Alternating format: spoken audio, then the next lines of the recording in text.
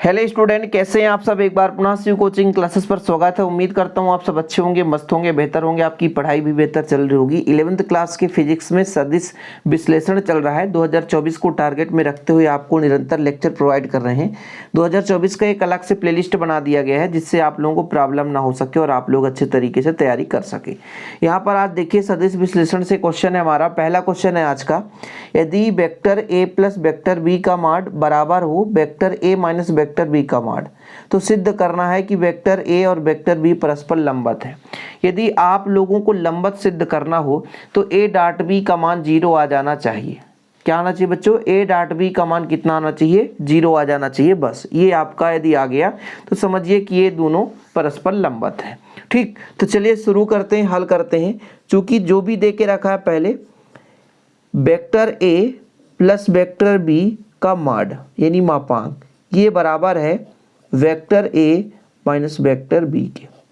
अब यहाँ पर बच्चों यदि किसी सदिश को हटाना है, ठीक है, जैसे मान लीजिए वेक्टर ए, इसके सदिश को हटाना है तो अपन क्या कर देंगे, दोनों पक्षों में वर्ग करने पर इसको हम दोनों पक्षों में क्या कर देते हैं, वर्ग।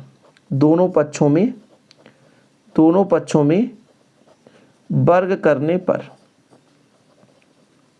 तो यहाँ से जो आपका मापांक है वो तो हट ही जाएगा। जब वर्ग करेंगे बच्चों तो यहाँ पर आपका हो जाएगा मापांक a प्लस बी, ठीक है, और यहाँ पर a माइनस बी। सदिश का वर्ग और परिमाण का वर्ग हमेशा बराबर होता है। मतलब ये mod of A plus B का यदि वर्ग कर दें, चाहे हम a plus B vector a plus vector B का वर्ग कर दें, वही चीज़ होता है। तो चूंकि यहाँ पर लिख लीजिए आप लोग कि सदिश का वर्ग और उसके परिमाण का वर्ग हमेशा बराबर होता है। तो यहाँ पर लिखो चूंकि किसी सदिश का वर्ग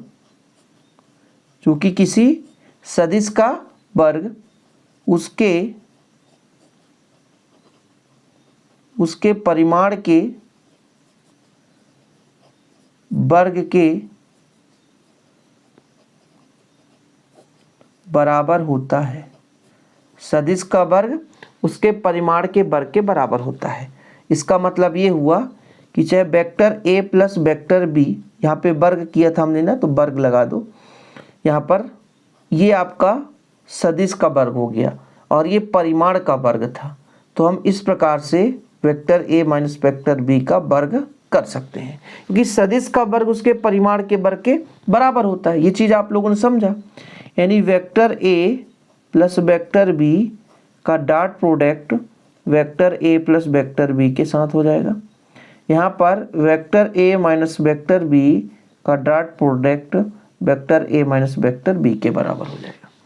अब हम जैसे है ना 9th क्लास में मल्टीप्लाई करते थे, उसी प्रकार यहाँ पर भी मल्टीप्लाई करेंगे। जैसे a का मल्टीप्लाई a से तो a डॉट a हो जाएगा, प्लस a का b से तो a डॉट b हो जाएगा। फिर बच्चों b का a से तो b डॉट a हो जाएगा, फिर b का b से b डॉट b हो जाएगा। इधर भी देखो a का a से तो a डॉट a हो जाएगा, माइनस का a का b से तो a डॉट b हो जाएगा, फिर माइनस का तो b डॉट a हो जाएगा, फिर माइनस माइनस प्लस हो जाएगा तो b डॉट b हो जाएगा। अब थोड़ा देखो कुछ कट पिट रहा है क्या? जी हाँ, इससे कट गया, इससे ये कट गया और ये माइनस से इधर आ गए प्लस में हो गए। मतलब आपका a dot b plus v dot a plus a dot v plus v dot a। अब एक चीज़ तो है कि आप लोगों को इतना पता होना चाहिए, अदिश गुणन पे हम चाहे a डॉट b करें चाहे b डॉट a, दोनों बराबर होता है। क्योंकि a डॉट b करें या b डॉट a करें तो दोनों समान है। ये दोनों जब समान है तो कुल मिलाकर के 4a डॉट b कहलाएगा। और यहाँ पर 4 का पक्षांतर कर दें तो a डॉट b बराबर कितना आ गया? 0। a डॉट b के बराबर 0 मतलब इन दो एक दूसरे के परस्पर क्या है?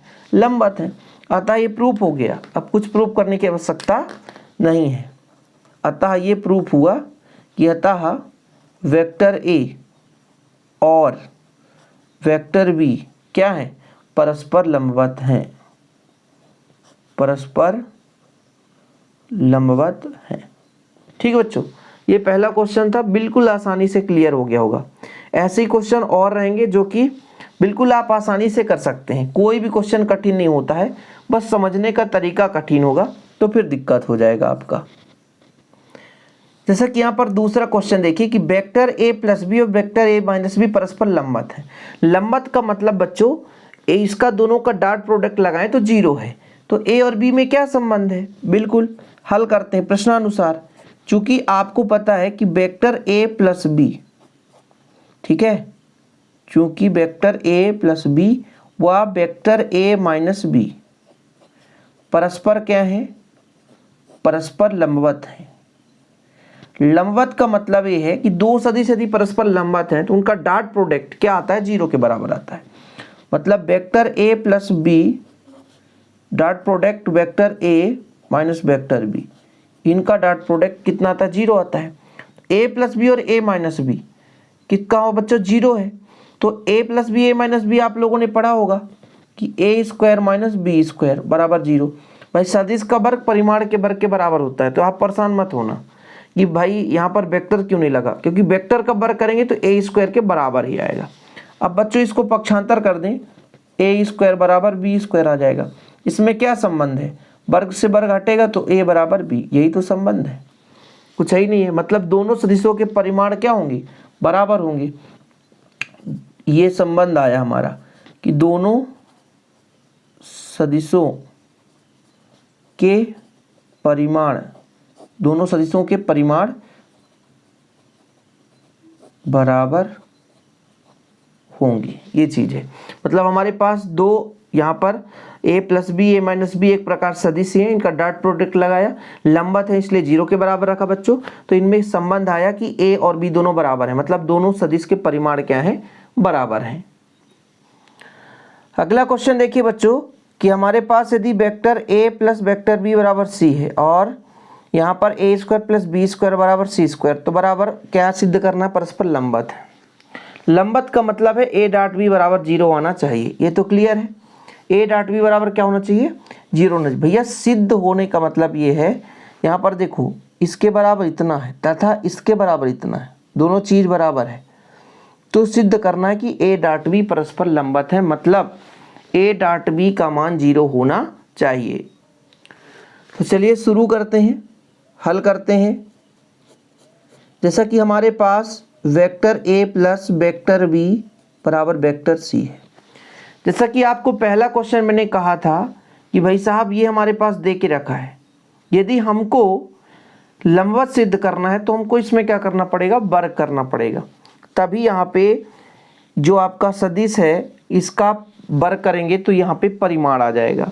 तो यदि मैं ऐसा कर दूं कि vector A plus vector B का वर्ग बराबर वेक्टर सी का वर्ग हो जाएगा, तो कुल मिलाकर के यहाँ पर ये चीज़ निकलेगा, vector A plus vector B, हम ए प्लस बी का होल स्क्वायर नहीं लगाएंगे, vector A plus dot product लगाएंगे, ठीक है। फिर बच्चों यहाँ पर सी डॉट सी हो जाएगा, वही चीज़ है। कुल मिलाकर के परेशान होने की जरूरत नहीं है। फिलहाल यहाँ पर करेंगे ए का ए से, तो ए डॉट ए हो जाएगा बच्चों, फिर ए का बी से तो ए डॉट बी हो जाएगा, फिर बी का ए से तो बी डॉट ए हो जाएगा, फिर बी का बी से तो बी डॉट बी हो जाएगा, और इधर सी डॉट सी है ही है, ठीक है। वेक्टर लगा दो, ये चीज़ यहाँ तक क्लियर है। अब हम यहाँ पर वेक्टर ए वेक्टर जो हमारा यहाँ पर बच्चों, तो इसका यदि वर्ग करेंगे तो सदिश का वर्ग होगा, तो सदिश का वर्ग करो चाहे सदिश के परिमाण का वर्ग, वही चीज़ है। यहाँ पर A dot B B dot A दोनों सेम है, तो इसको मैं ऐसा लिख सकता हूँ, ए डॉट बी यहाँ पर 2 लिख सकता हूँ, दोनों सेम है। यहाँ पर बच्चों बी स्क्वायर हो जाएगा और यहाँ पर आपका सी स्क्वायर, ठीक है। अब देखिए थोड़ा सा यहाँ पे कि यहाँ पर 2 ए डॉट बी रहने दीजिए, प्लस का बच्चों यहाँ पे ए स्क्वायर है प्लस का बी स्क्वायर बराबर आपका सी स्क्वायर। अब चूंकि क्वेश्चन में दे के रखा है कि A square plus B square, A square plus B square बराबर सी स्क्वायर, इसलिए यहाँ पे यदि रखेंगे 2a डॉट बी प्लस सी स्क्वायर, भाई इसके जगह हम रख देंगे सी स्क्वायर बराबर सी स्क्वायर, सी स्क्वायर सी स्क्वायर कट गया, 2a डॉट बी बराबर कितना आ गया, 0। तो a डॉट बी बराबर क्या आ गया, 0। ये सिद्ध करना था। अतः अतः आपका वेक्टर ए तथा वेक्टर बी परस्पर क्या है बच्चों, परस्पर लंबवत है। लंबवत का मतलब ये चीज होता है कि ए डॉट बी का मान 0 आ जाना चाहिए, तो ये सिद्ध होता है कि वो परस्पर लंबवत है। आज का आखिरी क्वेश्चन देखिएगा, ये थोड़ा सा हटके क्वेश्चन है। यहाँ पर परिणामी का परिमाण 1 है। मतलब यहाँ पर आप लोगों को एक दूसरा फार्मूला लगाना पड़ेगा कि दो सदिश हमारे पास मान के चलता हूँ जिनका परिमाण अलग अलग है, उनका परिणामी मान कितना होता है उसके लिए हमको फार्मूला लगाना पड़ेगा। तो 4 और 3 परिमाण वाले दो सदिशों के परिणामी का परिमाण, मतलब दो सदिश का परिणामी का परिमाण 1 है, मतलब कैपिटल आर का मान 1 है, तो उनके बीच कोण क्या होगा। तो देखो पहले जो भी दिया है बच्चों वो चीज़ यहाँ पर आप समझो। हल दिया क्या क्या है, दिया है हमारे पास दो सदिश का परिमाण, मतलब a बराबर 4 है तथा b बराबर आपका 3 है। वेक्टर नहीं लगा सकते क्योंकि परिमाण है। वह जो परिणामी का परिमाण है वो आपका 1 है। अब चूंकि यहाँ पर मात्रक लिख सकते हैं सभी में, लेकिन अब नहीं लिखे हैं तो कोई दिक्कत नहीं है।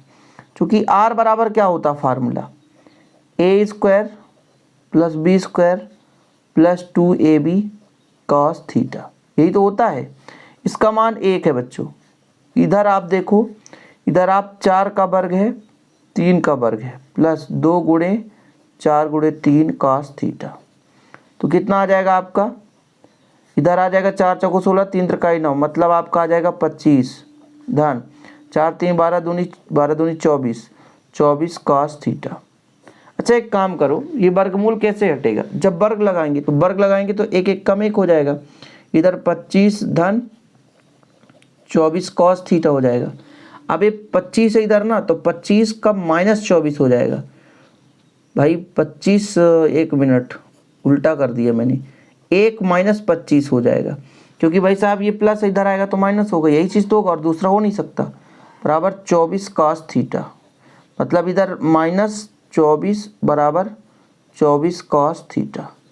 अब बच्चों इस 24 का पक्षांतर कर दें तो cos थीटा बराबर हो जाएगा माइनस 24/24, तो यहाँ पर आ जाएगा cos थीटा बराबर -1। ये -1 कितने डिग्री का मान है, cos 180 का मान है, cos से cos का कट गया, थीटा बराबर 180 डिग्री, यही चीज़ निकालना था। कोण कितना होगा, तो ये थीटा बराबर 180 डिग्री आ गया। तो ऐसे क्वेश्चन यदि आते हैं बच्चों तो बनना चाहिए, ठीक है, क्योंकि भाई एग्जाम में पूछे जा सकते हैं, इसमें कोई दिक्कत नहीं है। अब जैसे मेरे पास है एक क्वेश्चन और है, एक क्वेश्चन और ही कर लेते हैं आज, क्योंकि जो हमारा सदिश विश्लेषण है लगभग ये आखिरी वीडियो है सदिश विश्लेषण का, बाकी आगे चैप्टर जो भी होगा हम कराते चलेंगे। दिया है बच्चों, दिया है हमारे पास जो वेक्टर ए है और वेक्टर बी है, इन दोनों का योग जो है वेक्टर आर के बराबर है, तथा वेक्टर ए का स्क्वायर मतलब और बी स्क्वायर बराबर आर स्क्वायर है। तो वेक्टर ए व वेक्टर बी के बीच का कोण हमें निकालना है। ये क्वेश्चन देके रखा है, इसको कैसे सॉल्व करेंगे। अब चूंकि हल करते हैं ना, देखिएगा, चूंकि आर बराबर सबको पता है कि A square plus B square plus 2ab cos theta, ये सबको पता है ना, 2ab cos थीटा। अब यदि हम इसका वर्ग लगा दें तो ये आर स्क्वायर बराबर हो जाएगा A square plus B square plus 2ab cos theta. ये कैसे आ गया, वर्ग करने पर ये वर्गमूल हमने हटाया है। अब ये भी पता है कि भाई साहब इसका जो मान है ये आर स्क्वायर के बराबर है। देख लो जरा, मान कितना है, आर स्क्वायर के बराबर है, यानी मैं यहाँ पर आर स्क्वायर है माइनस में ए स्क्वायर प्लस बी स्क्वायर इधर ला सकता हूँ, प्लस का इधर आएगा, कितना हो जाएगा 2ab cos थीटा।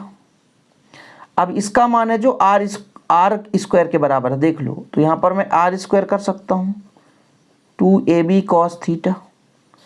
अब आर स्क्वायर से आर स्क्वायर बराबर जो 2ab cos थीटा, मतलब बच्चों यदि मैं इस पूरे को पक्षांतर करूं तो cos थीटा बराबर कितना आएगा, 0 में भाग जाएगा तो 0 आएगा, cos थीटा ये कितने डिग्री का मान है, cos 90 का मान है।